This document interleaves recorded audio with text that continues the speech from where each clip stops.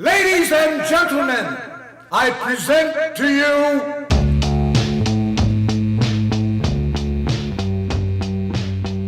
Hi there, and welcome to Self-Inflicted Aural Nostalgia, the Guided by Voices podcast, every GBV LP, every 2 weeks. I'm Jeff Gomez, and today I'll be talking about 1995's Alien Lanes. But first, all music heard in this podcast is played and owned by Guided by Voices unless otherwise stated. Also, any reviews or materials cited are owned by their respective creators. Special thanks goes out to Jeff Warren's Guided by Voices database, which you can find at gbvdb.com. And of course, all opinions stated are my own. You can also subscribe for future episodes or listen to past episodes at everygbvlp.com. And if you'd like to drop me a line, you can do so by sending an email to jeff@everygbvlp.com. Now let's get to the show.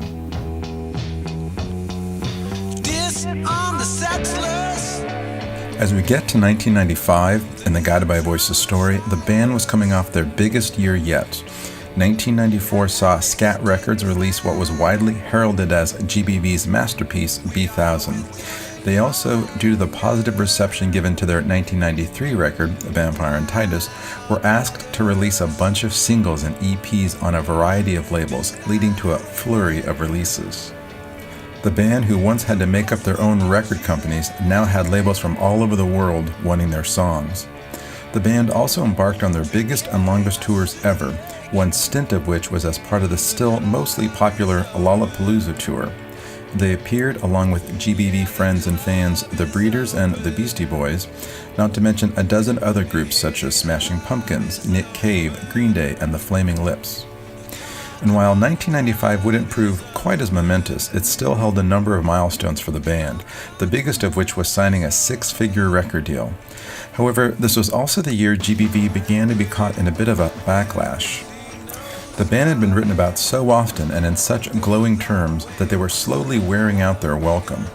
Journalists hadn't been able to resist Bob's tale of a decade-in-the-making overnight success, something Mark Woodworth in the 33 1/3 book about B-1000 called one of the great long-shot stories of rock and roll. But all of that attention began to rub some people the wrong way. For example, I remember being at a party in Silver Lake around the time that Alien Lanes came out, and the hipsters in attendance were derisively referring to the band as Guided by Critics. Similarly, Dave Eggers' short-lived satirical publication Might, which was sort of like a spy magazine for Generation X, teased a GBV story by sarcastically asking, "Maybe you've heard of them?" And you have to keep in mind that this was the age of irony and slackers. Kids wore t-shirts that said "loser" and got their clothes at thrift stores. The more beat up the Doc Martens, the better. No one was supposed to give a shit, something that Bob, on the surface anyway, seemed to endorse. The lo-fi records of the drunken live shows attested to that. Not to mention there's that line in Lethargy, "I wish I could give a shit just a little bit." Beavis and Butthead, while watching a Pavement video, said of the band, "It's like they're not even trying." And if you ever saw Pavement live, it's kind of hard to argue against that. Strokes guitarist Albert Hammond Jr. later talked about the difference between the indie rock scene he grew up in versus the one he later joined. In the mid-90s, it was like it was cool to not be successful. It was the opposite when we were coming out a few years later. But Guided by Voices was different. "I know for sure," says Hammond, "that GBV wanted to be successful." The first step GBV took in trying to reach that wider audience was to switch labels. And the timing was right since, due to the band getting so much attention, labels began to show interest. The two serious contenders who eventually emerged were Matador and Warner Brothers. Matador's Gerard Kosloy had been a fan of the band since he witnessed GBV's second CBG show. Plus, since Matador had a production and distribution deal with Scat, they were already working with the band, albeit indirectly. Meanwhile, out in California, Jeffrey Weiss from Warner Brothers pursued the band, going so far as to visit them in Dayton as well as flying Bob and Jim out to Los Angeles. And while it may seem like a cynical move on the part of Warner Brothers, a huge label trying to grab the last bit of the post-Nirvana alternative gold rush, Weiss's heart was in the right place. For one thing, he's a crate digger just like Bob. Website Dustin Grooves describes him as the world's best record collector. This guy owns a house with another house right next to it filled with nothing but records. There are really only two kinds of records, Weiss once said, bad records and good records. At Warner Brothers, he'd worked with plenty of bands who were in GBV's world at the time, including Dinosaur Jr., Built to Spill, Pavement, and Mudhoney. And of course, the Flaming Lips have had a long and fruitful relationship with Warner Brothers. They put out Zyreka after all. Plus, Bob's 80s heroes R.E.M. were also on the label. So a Warner Brothers Guided by Voices pairing isn't as weird as it might sound, and quite frankly, I wonder how the band's career would have turned out if they'd gone with Warner's instead of Matador. But as it turns out, Weiss never really had a chance. Pollard later said, "A lot of the labels came around, and I personally told most of them that I'd had my mind set on Matador from the beginning." Matador ended up paying a $100,000 advance for Alien Lanes, a figure that even label founder Chris Lombardi admitted was insane. An interesting thing about the deal with Matador is that it specifically spelled out that Bob was the band. He and not the other guys was Guided by Voices, and that was put right into the contract. As Bob explained, "I write all the songs, have all the imagery and concepts. It's my creation." This is something that he would put into practice over the years by hiring and firing members, not to mention retiring or resuscitating the name whenever he felt like it. The label they were leaving, Scat, would continue to work with the band, although they'd never release anything new by Pollard or GBV. The year Alien Lanes was released, Scat released a box set containing all of the self-released LPs, as well as a compilation of unreleased songs. Rolling Stone, in a 4-star review, called these mostly unheard records a kind of indie rock version of Dylan's Basement Tapes. Scat would later reissue Propeller as a standalone CD in 1996, as well as B-1000, the director's cut, in 2004. And while GBV's creative relationship with Scat was fairly short, barely 2 years, Robert Griffin, by making Scat the first label to sign GBV and releasing their first proper records, plays a large and indispensable role in the story of Guided by Voices. For Alien Lanes, GBV stuck to the template they'd follow with the new songs from B-1000.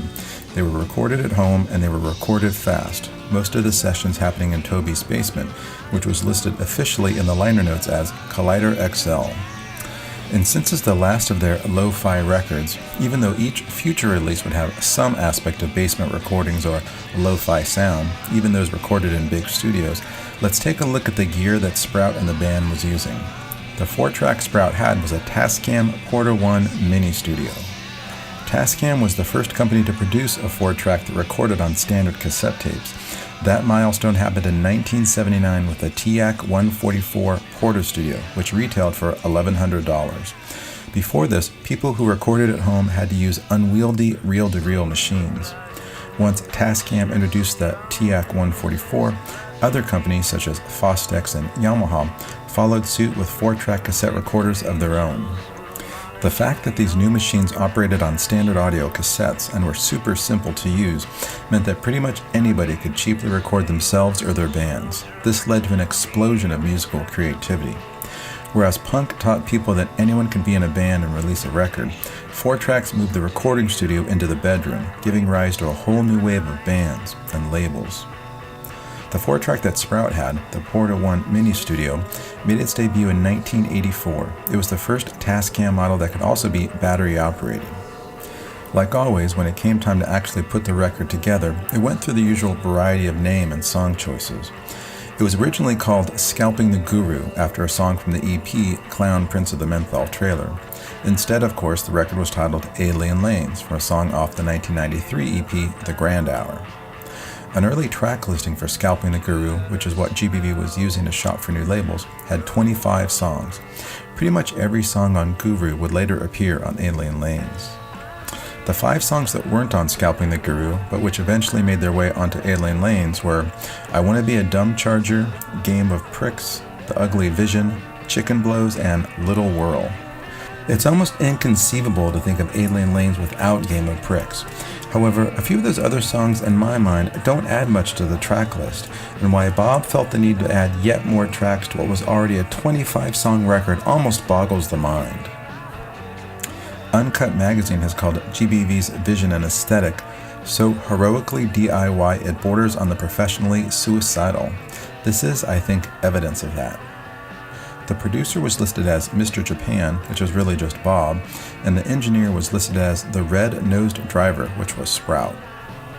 The record was mastered, however, by recording industry legend Bob Ludwig.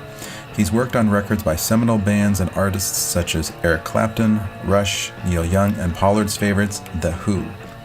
Before Ludwig got started with Alien Lanes, Tobin asked if he'd worked on any records recorded on a 4-track. Bob answered that he had, Bruce Springsteen's Nebraska. And while, yeah, that's technically a 4-track record, that's not in the same universe as what GBV was doing. A better comparison would have been Lou Reed's infamous Metal Machine Music, which Ludwig mastered in 1975. Also recorded on a 4-track, it was described in a recent Reed biography as 4 vinyl sides of non-stop, reverberating, distortion-laden, clamorous guitar feedback, not to mention a screeching fuck you not only to Reed's record company, but to his fans.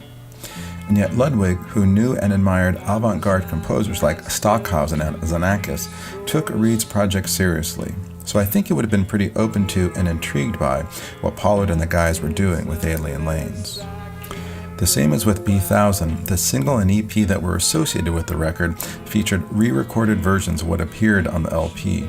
The reason for this was simple, to break the band out of the lo-fi ghetto and get them played on something other than college stations.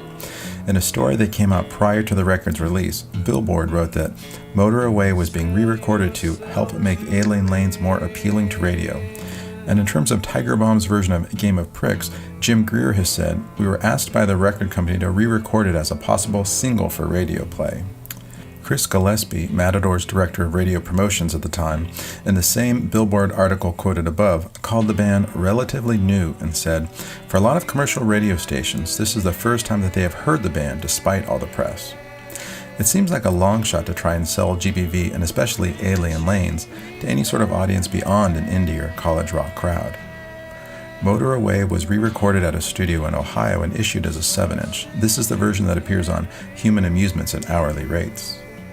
I actually much prefer the version on Alien Lanes. On the re-recorded version, Bob's vocal is too affected and the reverb on his voice makes him feel far away. When I hear the first version, I feel like I can take on the world. When I hear the second version, I just think, that's not a bad song. The single's B-side was Color My Blade. It was recorded in Chicago by Steve Albini, who's credited on the sleeve as Fluss. Fluss was his cat at the time, who has since passed away. Albini sometimes used pseudonyms on records. For example, on Slint's debut, Tweez, he's credited as Some Fucking Durdniffer. The sleeve also gives special thanks to Kim Deal for helping with the arrangement of Color My Blade. I'll talk more about the band's relationship with both Kim Deal and Steve Albini in the next episode. The band made a video for Motor Away, although, strangely enough, it's the Alien Lanes version, not the one on the 7-inch. The video also includes the song that immediately precedes it on Alien Lanes, Auditorium. And speaking of Kim Deal, the Pixies did something similar in 1990 with a video that included both Dig for Fire and Allison. The Motor Away video features all of the guys in the band, as well as manager for life Pete Jameson and Nate Farley, who was just a roadie at the time, but would later step in as a full-fledged band member. Later in the year, the Tiger Bomb EP had re-recorded versions of 2 tracks from Alien Lanes, My Valuable Hunting Knife and Game of Pricks. The band also made a video for the re-recorded version of Hunting Knife. The cover of the Motor Away single features Mitch Mitchell, while Tiger Bomb featured Bob's brother, Jim. This shows to me that, even though Pollard was the main creative force in the band, remember it was just his name on the contract, his ego allowed him to give the other guys plenty of attention. And the fact that Jim shows up throughout the GBV story is again a testament to the amazing relationship that the brothers have. The cover for Alien Lanes was designed by Matador Records' in-house designer Mark O., along with help from Bob, who's credited in an act of sibling solidarity as Bob O. O was one of Matador's earliest employees, starting at the label when there were only a handful of staffers. In addition to coming up with Matador's logo, he designed a bunch of records for bands such as Pavement, Yo-La Tango, Cat Power, and many others. He helped design pretty much everything GBV ever put out on Matador, working closely with Bob to do so. O's website features a number of Pollard-esque collages, so I can see how these two are kindred spirits with the same aesthetic vision.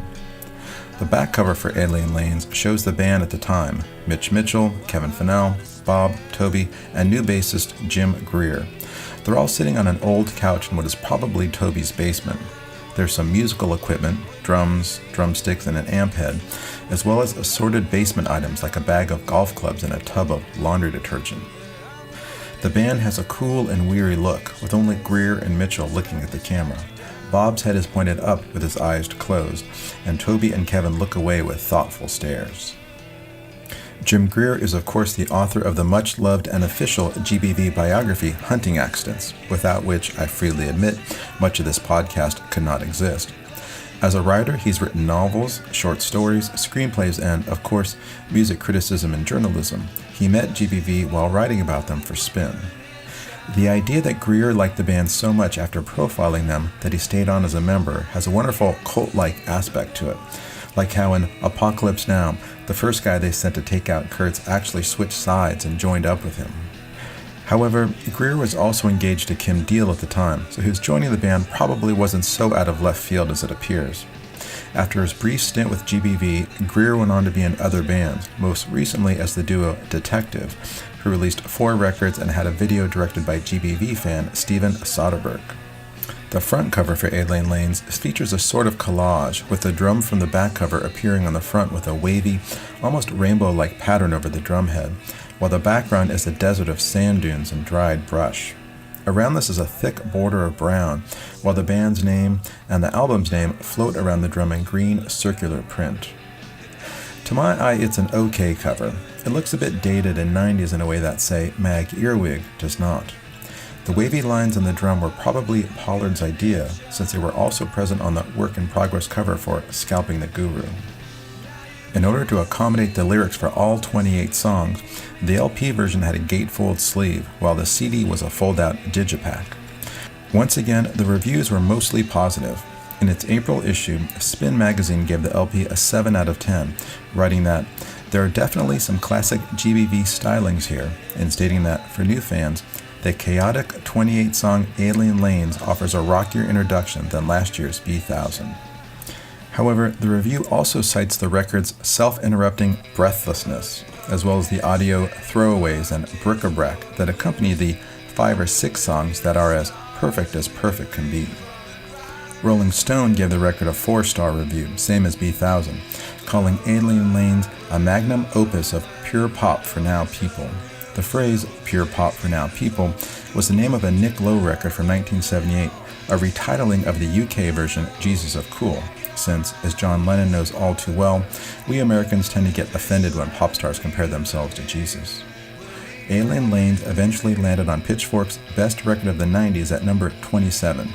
B-1000, just for the record, was at number 10. One of the lone dissenting voices in 1995 was legendary Village Voice critic Robert Christgau, who, having already labeled GBV's music pop for perverts the year before, proclaimed Alien Lanes to be a dud. Personally, I'm right in the middle, because as much as this record is loved, it doesn't hang together nearly as well as other GBV LPs. Bob called B-1000 a puzzle. The songs may have been in pieces, but they formed a coherent picture once they were put together. After all, puzzles get solved. Whereas Alien Lanes just sounds, to my ears anyway, like a haphazard collection of tracks, some of which just aren't very good. Pollard's stated intent with Alien Lanes was to cram as many crazy pop songs as I could onto one record. I wanted to create a double album's worth of songs on one record. The problem is, the same as with most double LPs, there's tons of filler on Alien Lanes. And while I realize I'm in the minority here, most people love this record and put it forth as one of GBV's best, there's at least one person who agrees with me, Kim Deal. Kim Deal hated Alien Lanes, says Pollard.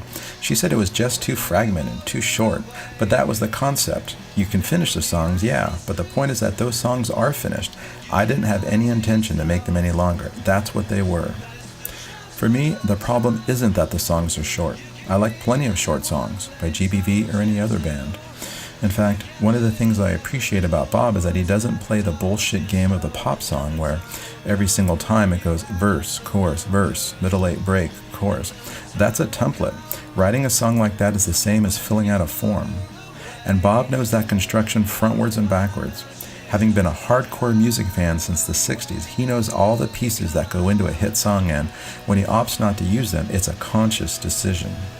He's like Picasso in the sense that Picasso learned all the rules of art and how to draw, and then proceeded to break each and every rule. Picasso wanted to create his own vocabulary, his own rules, and that's what Bob's doing too. All of that being said, by definition, a fragment is a fragment and a song is a song, and tracks like Gold Hick, Cigarette Tricks, and Hit aren't songs, they're uncompleted thoughts. Of course, coming up with the location of that dividing line is a totally subjective thing. It's a decision every person makes for themselves. It's like what the Supreme Court Justice said about pornography. I know it when I see it. That's not to say there aren't some great songs on Alien Lanes. There are lots of them. But in between those songs are some pretty half-baked tracks which, for me, detract from the overall focus and quality of the record. Supermodel, I'm looking your way. And that's what keeps me from declaring this record a masterpiece, or even one of GBV's best records.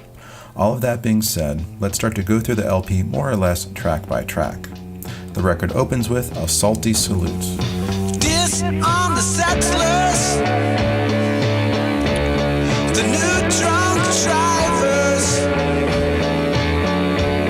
have hoisted the flag.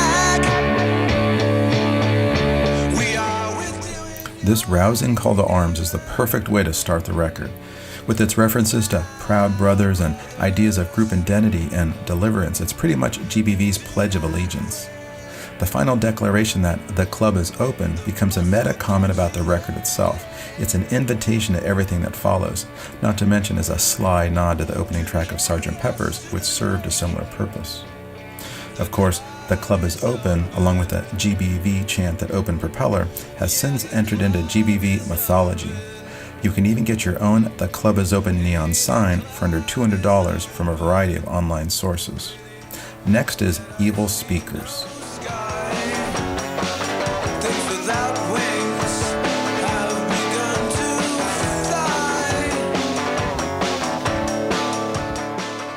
The placement of this song really makes me miss the touches that Robert Griffin brought to B-1000. Whereas Griffin ensured that record had an amazing 1-2-3 punch of opening songs, Alien Lanes falters right out of the gate with this song fragment that sounds like Bob freeforming over a lackluster instrumental track. Next is Watch Me Jumpstart.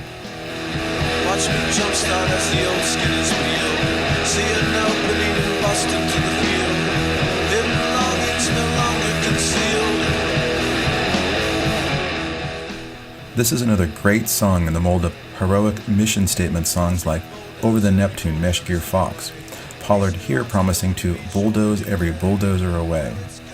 But it also has the usual sober skepticism that Bob injected into even his most anthemic rallying cries, stating that, where it's going it's hard for me to say, and don't look now, I'm a phase.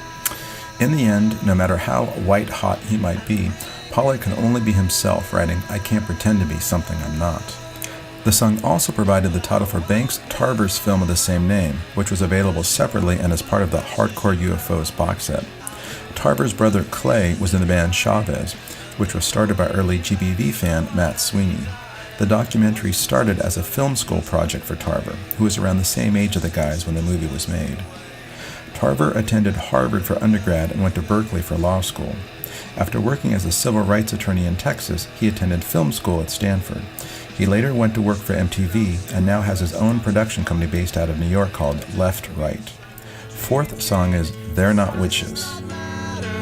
Bad luck, anywhere you call it. Red ants and mercy giants. The angels of the boys. The same as the second song, this is a short throwaway track. And this sets up a sort of pattern on Alien Lanes of a good, fleshed-out song sandwiched between a short fragment or snippet of a song. That effect, to my ears, dulls the LP's momentum. Next up is As We Go Up, We Go Down. I can't terrorize, I see terror in your eyes. As we go up, we go down. This is a brilliant, fleshed-out song. It's Bob, yet again, at his most pragmatic. His band had spent the past couple of years being media darlings, but he was wise enough to go that whatever rises must fall. As we go up, we go down. And yet, even though he acknowledges the vagaries of fame and fortune, he looks to protect himself, stating, "I speak in monotone, leave my fucking life alone." The next song is "I Want to Be a Dumb Charger."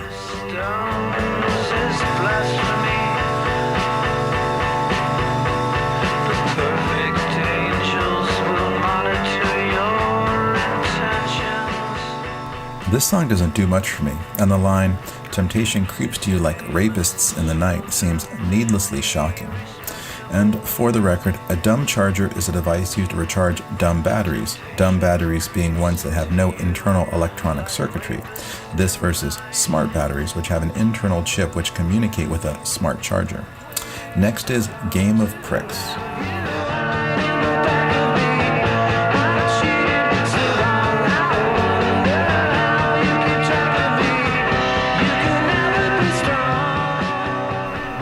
While I prefer the longer and faster version on Tiger Bomb, this is still a great rendition of one of GBV's best tracks.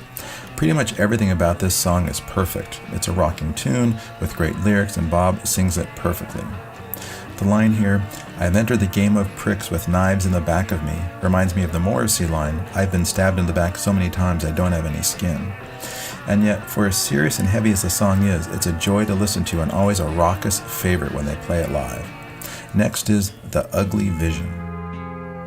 I resign myself to the resource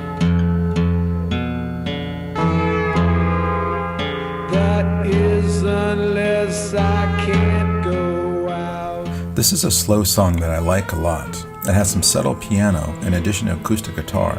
Since GBV is such a guitar-heavy band, I always like it when a piano or other instrument makes an appearance. The line, "Sell yourself to the man," could be seen as a reference to Pollard's recent dealings in the music industry, the same as 1997's I Am Produced. Next is Tobin Sprout's first song on the record, "A Good Flying Bird." Loving times of simple pleasures, only time will tell. This is not to say we are not. It's a faster song for Sprout. His songs on B1000 were pretty much slow and acoustic, but this one is much faster and is played on an electric guitar. Since Tobin had called B1000 GBV's last innocent record, the lyrics here could be seen to be about the band. The line, "Many years we spent unpressured," could refer to GBV's early wilderness years.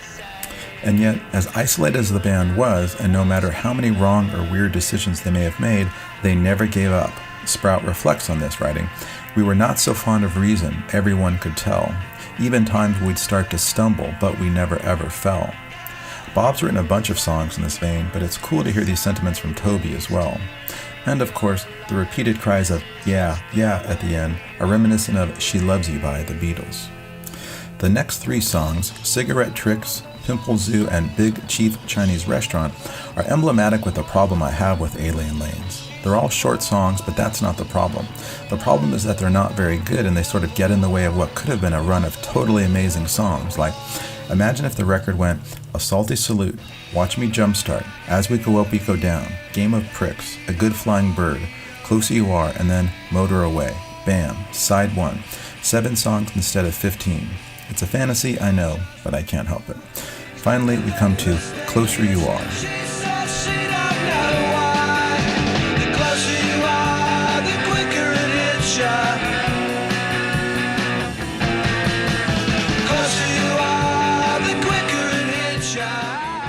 This is a really fun song. It's fast and poppy, and it's pretty much everything you want from GBV.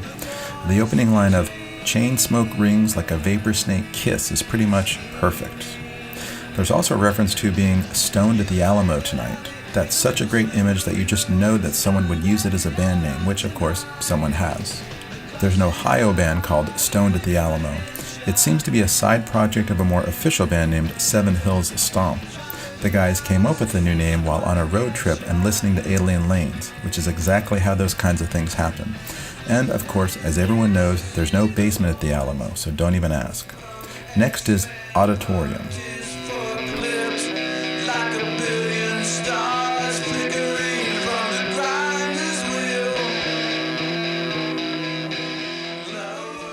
This song's okay.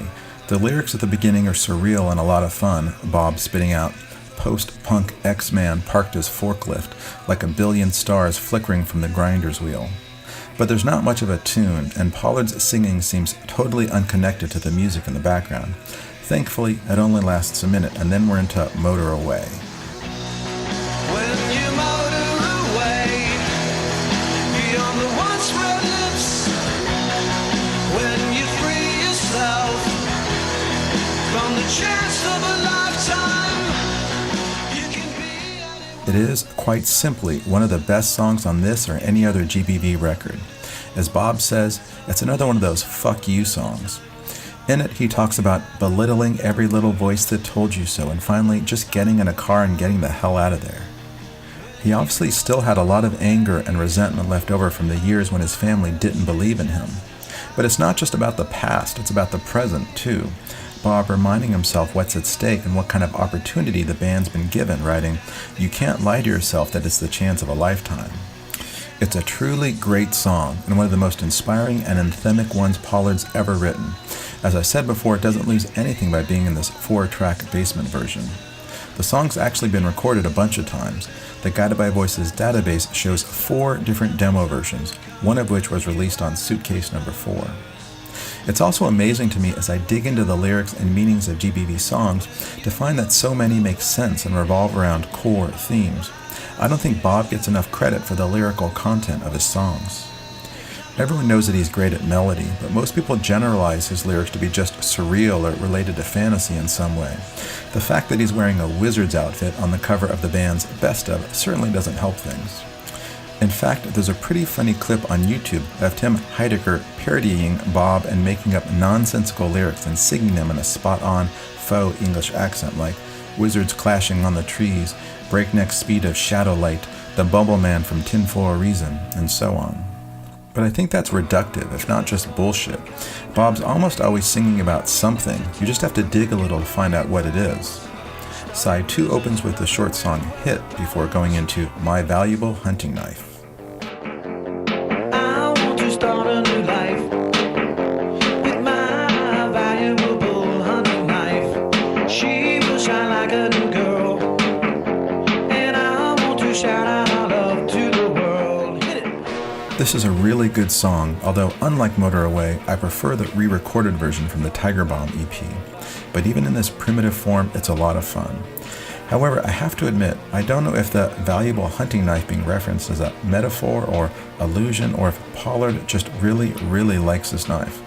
But it's a fun song, so we won't worry about it. After the short song Gold Hick, we get to King and Caroline. For the king and Caroline, while we must tell her. This is an okay song. Bob injects the lyrics with some nice melodies, but it's another one of the tracks that feels half-baked, even for GBV.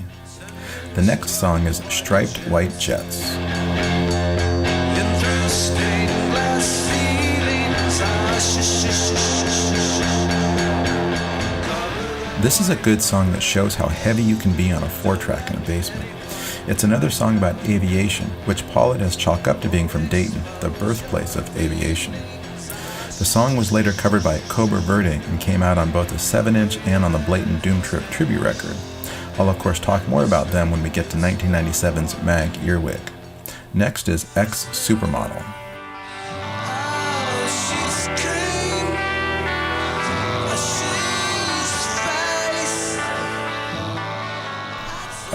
What can I say about this except that the snoring is from an old high school friend of Bob's who Pollard had christened the narcoleptic truck driver. After this is Blimsco 90. Blimsco 90 on with the show. Couldn't you see that now, didn't you? This is a really nice song that could once again be read as a statement on where the band found themselves at this stage of their careers. GBV had been media darlings for the past 2 years, but that shine was beginning to wear off, and both Bob and Toby were beginning to get a little nostalgic for when the band was their own personal secret. Bob here writing, "Oftentimes I'm reminded of the sweet young days." But then he made it, he was knighted, and people started giving him all kinds of advice. He was also beginning to realize what a commitment he'd made writing This Is Not a Vacation. Everything has a hidden price. The song also mentions sipping Gentleman Jack. That's a type of whiskey made by Jack Daniels, which boasts, according to jackdaniels.com, an exceptionally smooth finish and a balanced oak flavor with notes of caramel and vanilla. I wouldn't know, I'm a vodka guy. Next is a Sprout track called Straw Dogs.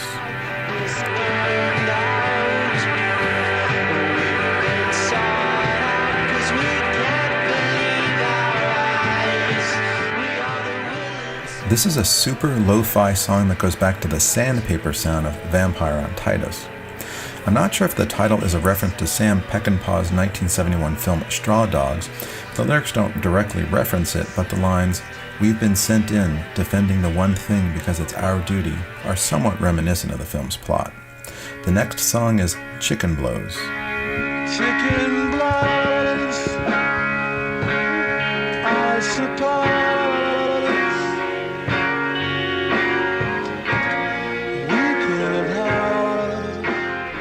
This really fun song had been around for a while. It was originally supposed to appear on the Back to Saturn X EP in 1992. That never happened, but the song was part of the snippet song Back to Saturn X Radio Report from Propeller. It was then included on a compilation 7-inch that came with the magazine. In the documentary, Watch Me Jumpstart, the song is playing while Bob's driving around Dayton, and he remarks that the track is Beatles-esque, adding that some people don't like the Beatles, but that he loves them. And again, this is 1995. Not a lot of bands in the indie rock world would have admitted to liking the Beatles. What bands did you hear get cited in interviews? The Fall, the Stooges, the Velvet Underground. But the lovable Mop Tops from Liverpool? Not so much. So the fact that Pollard put a very retro and beautiful song on one of the most iconic indie rock records of all times puts a smile on my face. Plus, the fact that it's called Chicken Blows and contains a reference to drinking beer shows that this is Beatles-esque on Bob's terms. Next is the final Tobin Sprout song on the record, Little World.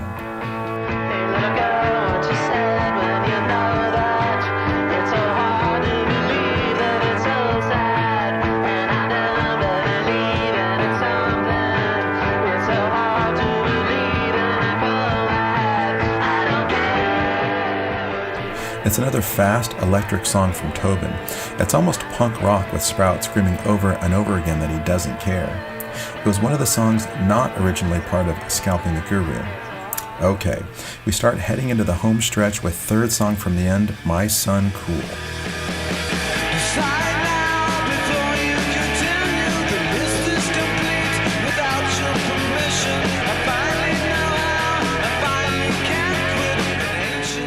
This song is, of course, about Pollard's son, Brian.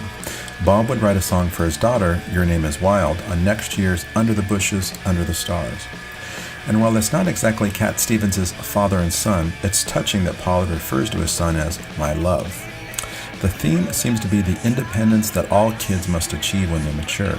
Bob writing that the rope has been severed and that his son must decide now his own path in life. Second to last song is Always Crush Me. Forehead of nothing, failed to see the difference, failed to feel the mercy, off to join the Flagstaff. This song had also been around for a while, appearing the previous year on a split 7-inch with a band called Belle Reve. As a song, it doesn't do much for me, especially as the 27th track on a record with 28 songs. Final song is All Right.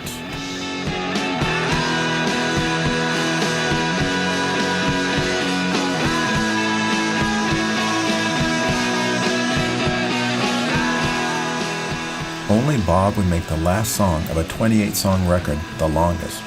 In fact, it's practically an instrumental, with the first 2.5 minutes being just a nice, solid groove, with Bob occasionally shouting, "All right." Even on Scalping the Guru, this was the last song. So Pollard obviously wanted to end his new record with this song for some time. It's a great song to end on. And thus we come to the end of Alien Lanes, a brilliant, stubborn, long, confounding, iconic, and ultimately classic record.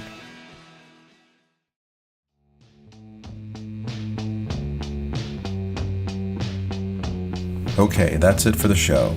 In the next episode, I'll be looking at LP number 9, 1996's transitional masterpiece, Under the Bushes, Under the Stars.